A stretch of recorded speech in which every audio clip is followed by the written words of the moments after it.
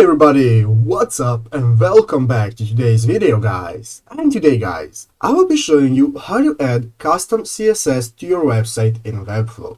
So yeah guys, make sure to watch this quick and easy video till the very end and follow my steps correctly, so you can make sure this works the same for you and that you can do this yourself. But yeah guys, let's get straight into it. The first thing you want to do guys is go ahead and open up the official webflow.com website right here and log into your account.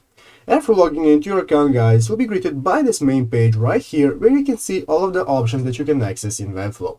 As you can see right here, I can see all my websites that I have created, and here I have the button to go ahead and create a new website if I want.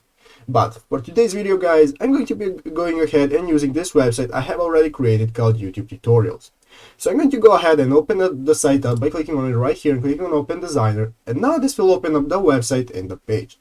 As you can see guys, at the left side of the screen, we have the option to add new features, components and elements to our website to make it look however we want to look. As you can see, we have the add elements option, the components option, that we can even see our settings and so on.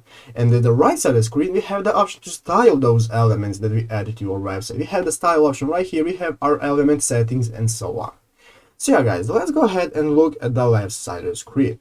You'll see that there is a big plus button right here that says add elements. We want to go ahead and open up that.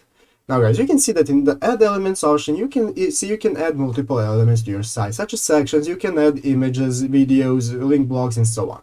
What we want to do guys, go ahead and scroll down all the way down until we find the advanced option right here. And under advanced, you'll see there is an option called embed.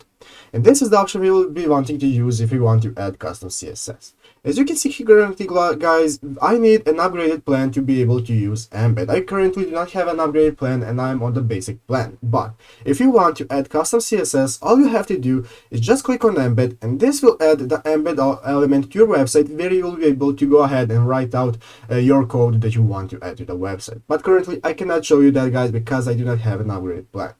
But yeah guys, basically that's how you do it. I hope this video was helpful. If it was, make sure to leave a like and subscribe to the channel. So yeah guys, thanks for watching, take care and bye.